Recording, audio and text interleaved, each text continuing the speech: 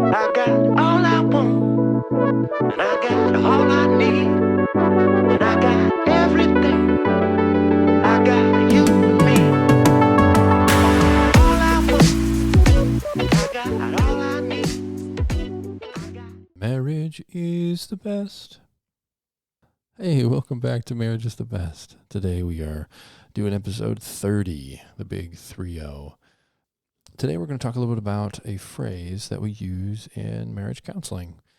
And it's a phrase that I've used quite a lot with quite a few different couples. So shout out to you if I have used this with you. But the phrase is really simple and it's really small. And that's part of the power that it has, is that it's very small and simple. And I think that you are going to be able to grasp this really quickly and go out and use it. And the cool thing about it is that if it's having its intended effects, then it should have a kind of a cleansing or an opening of communication between you and your spouse. And so here we go. So today we're talking about the phrase, is there more? And I was working with a couple this week, and we used the phrase in order to slow them down enough to really hear what was going on in each other's lives. So basically the couple lives an extremely busy life. They're constantly on the run. They're constantly on the go, like a lot of us are. They've got stresses from all areas of life, all walks, not walks of life, but all areas of life. You think of it, they've got it. And so the time that they're able to spend connecting, talking through things, walking through difficult, walking through basically just their 20 minutes of conversation every day is really limited. And so basically they have been fairly unsuccessful in making that time work. Okay. And so in session, what we want to do, right, is we want to provide them value right away. And we also want to show them how this little tool, this little phrase, if implemented in their conversations and in their system, will have a positive effect. And so you break it down by basically just having them use it in session with your guidance as you reflect to them, how to use it and to kind of help them to hone it. Because just because you give someone a tool doesn't mean that they know how to use it. And it doesn't mean that they're likely to use it. It doesn't mean that they're likely to use it because using new skills and new tools is a stretch for our brains, right? We are creatures of habit, and we get locked into those habits really easily, really often. And breaking through that or using something new, using a new tool is difficult. So we allow them to practice in session, get some reps in, get some feedback on the tool, get that first kind of awkward usage away, and then they're able to jump in and hopefully use it throughout their couple of weeks, their week, and to just see how the tool impacts their lives. Then, if you create a positive connection with the tool in the session, and then they're able to see positive results or fruit from that along the road or along the way, throughout their week, then they're way more likely to just continue using it themselves without you as the therapist having to try and remind or repeat or ask them, hey, did you do your homework or did you do the thing that we were talking about? So that's kind of a short rundown of how I use some of that in session. So is there more is a phrase that kind of lightly connected to this style of conversation where you give your partner 10 free, beautiful, blissful, silent minutes. You are silent and they get to explore their inner world.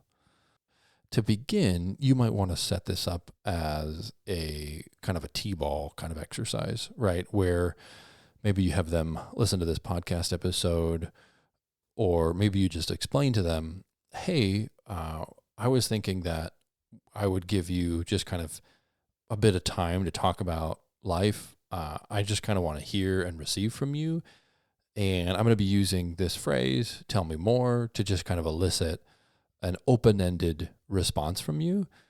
And what I want you to do is, just as best as you can, tell me as many things about life and about what you're thinking and about what you're feeling about your life as come up. And I know it might be a little bit awkward at first, but I was just thinking we could try this thing out, and it would be kind of fun to give you an open-ended forum for connection. I want to know you. It's kind of in one way is what you're saying. I want to know what's going on in your world.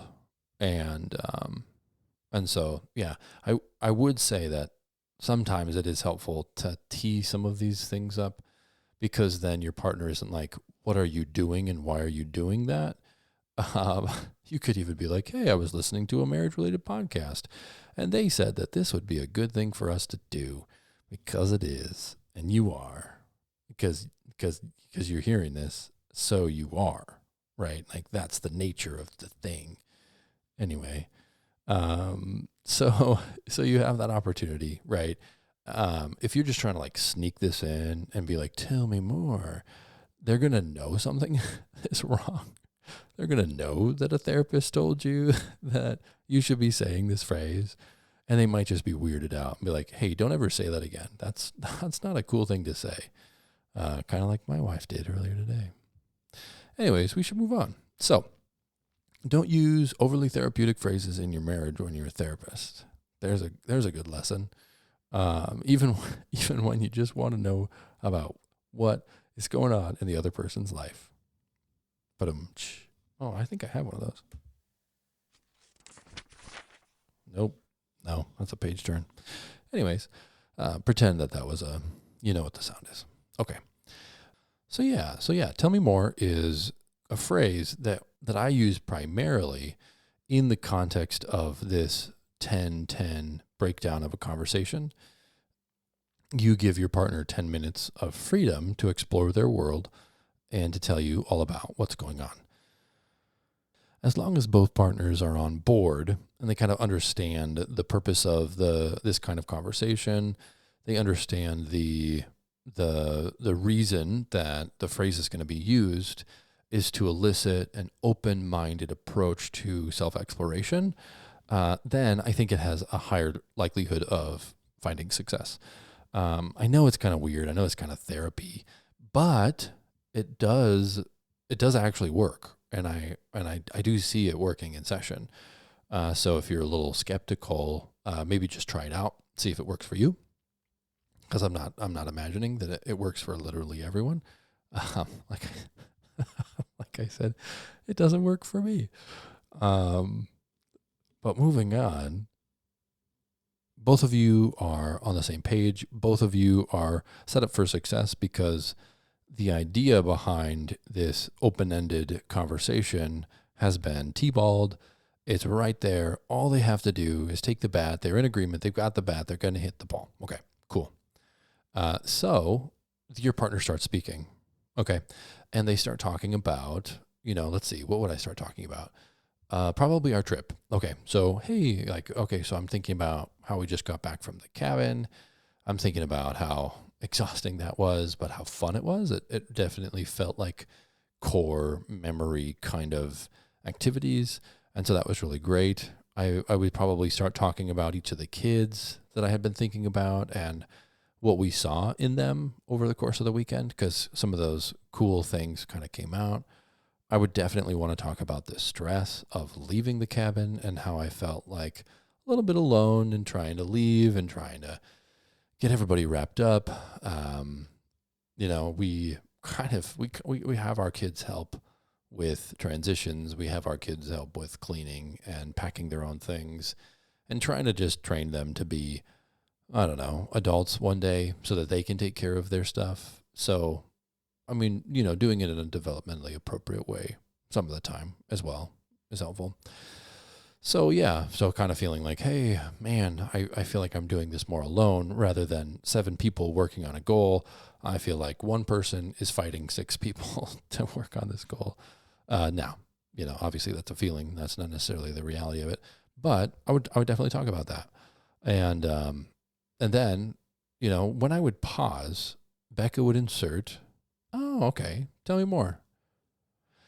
And then what my brain does is it like opens up like a flower, maybe. And so it's opening up to the possibility of sharing more, of finding more to be shared.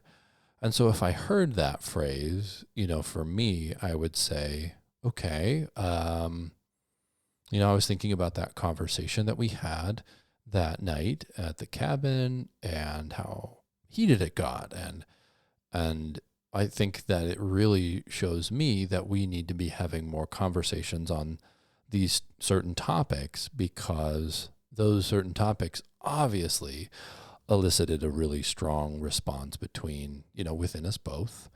And so obviously I want to take responsibility for my part in the heat of the conversation and where I was, and maybe where that was coming from within me, because when I think about that heat that I, obviously that was manifest in our conversation, I think I had actually been thinking about some of those things for longer, and that they had rooted down into my being, into my consciousness, and that part of the heat was actually coming from much deeper within me. I wasn't talking on the surface of this issue. I was talking because I had been thinking about it for a long time. And so now it's coming out, and it sounds much more intense than I would like it to, because I hadn't realized that this was something that I needed to be bringing up. And so now that we're talking about it, right? And so I would like to maybe schedule a time for us to be able to talk about some of those things. And then Becca would say, again, this phrase like, "Okay, I'm hearing you. Yeah, tell me more about that." So then I would say, I would go into that. I would go into some of my thoughts and some of my feelings and say, "Hey, I know that we can't have maybe the full blown conversation right this second, because, we have other things that we need to do, or we're driving and the conversation needs to be a private one, just between the two of us. And so I really appreciate you asking me to tell you more." Right? I would totally say that. But maybe we could schedule a time for doing that, right? Okay, so then maybe we would take a break from our exercise, think about when we may be most successful in having those conversations that need to be had, and then we can get back to, if there's more time, we can get back to the tell me more. So when I've used this in session, what I notice most is that people have way more to share than they thought they would, right? If I just told you, go home and have a 20-minute conversation with your spouse every day, what would you do with that? Like, actually, what would you do with that? What even could you do with that? If you don't have the tools for having a 20-minute conversation, if you don't regularly have 20 minutes of conversation in your day, then that suggestion, although really important and good, isn't necessarily going to take you all the way to where you need to go, which is having a deep and a deep, intimate knowledge and understanding of your partner and their everyday world. That's where we want to go, right? That's one of our many goals in our marriages, because that's part of sustainability. Part of sustainability is being known and knowing. And so tell me more is a being known and knowing phrase.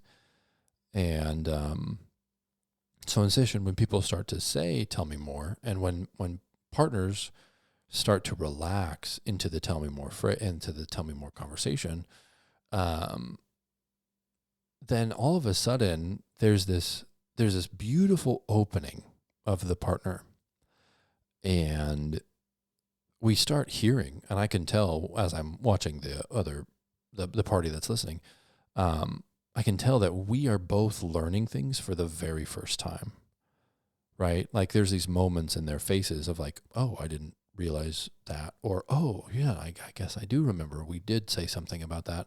I didn't right? And then they're like, oh, I didn't know it went this far, or I didn't know you were feeling this much all this time. And so it's a really great way of getting to know your partner on a deeper, more intimate, more connected level, right? And that's where sustainability is going to come from. Your sustainability, in part, comes from a deep knowledge and understanding of your partner and their inner world.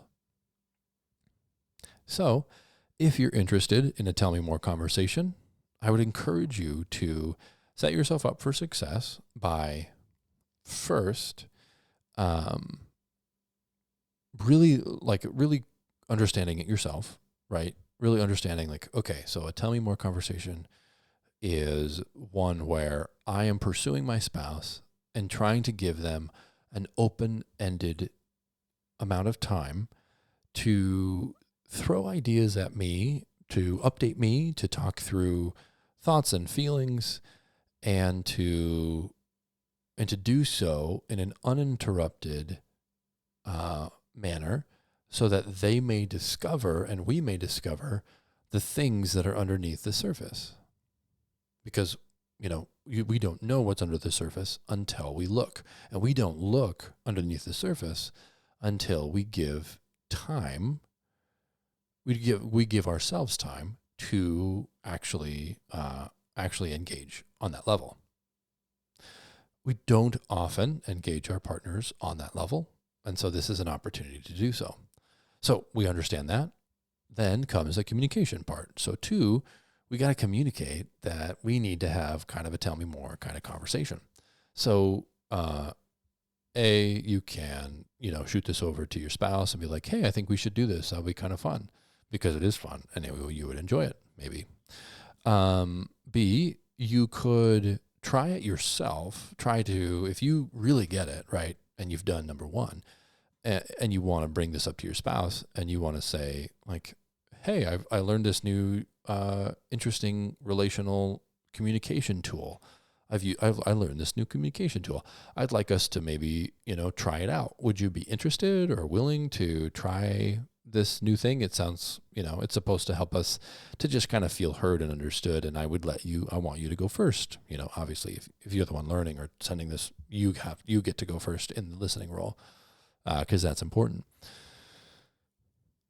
And then, so that would be another way to kind of communicate what the message is, or like what you're supposed to be, to tee it up. That's what we said. That's the phrase. We'll stick to it. That's how you tee it up. Okay. So once you know what this is and what this means and what it's supposed to be used for, and you've communicated to your partner in some way, shape, or form, so that you're both on the same page, if those 2 things go well, you get it, they get it, and you're on the same page, then number 3 would be to just try it out, right? Try out spending 10 minutes, each of you, just being super open-ended and talking through life and talking through stresses. It's amazing. It really is amazing what comes out. And you might be surprised at what you find. You might be surprised what your partner finds within themselves, right? Like, I didn't even know I hadn't acknowledged this within me yet. And so I didn't know it was there. And so now, just by the nature of this conversation, by the nature of you giving me freedom to explore my inner self, I'm finding things that I didn't even know were there. And you are then benefiting from me finding the things that we didn't know were there. And it's really cool. It's really fun. Anyways, I get really excited about it when it happens in session, when I get an opportunity to use this tool, because you would be shocked at how little room other people give my clients, and by extension, most other people, the time of day to explore their internal world, their subconscious, their internal dynamics, their own thoughts and feelings. And speech is the way that we work out and understand ourselves, right? Like our thoughts, I heard a psychologist once say, like, our thinking is a great way to create problems. Our brain is really great at like creating problems through thought, but it's really bad at fixing or solving them. it is oftentimes through speech that we're able to chew on ideas, that we're able to process through things, that we're able to uncover things.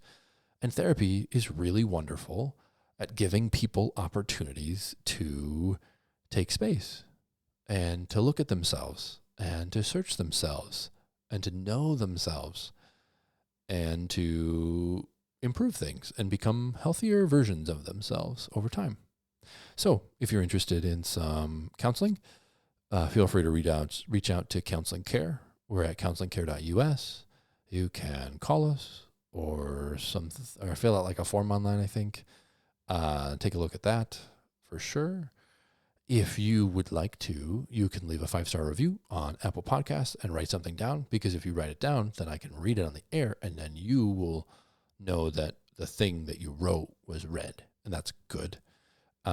If you already did that or are on Spotify, because lots of you are on Spotify, you could hit the About page and click on the furthest star on the right-hand side of the page. Unless you're in Japan, then click on probably the furthest one on the left. I think I've made that joke before. I don't know how well it does because there's no audience. Crickets? Stand your ground! No, not crickets. Anyways, there were supposed to be crickets there. So, you heard crickets probably in your brain because of the power of suggestion. Also, use that power of suggestion to actually do the 5-star thing on either of the platforms, because that's a good thing to do. And it helps because people want to listen to this stuff. They just didn't know they want to listen to this stuff. And the only way that they can know that they wanted to listen to this stuff is that you do your due diligence. So this is on you. It's not on me anymore because I clicked that like button that like sends it out into the world. So anyways, you can do that if you want to do that.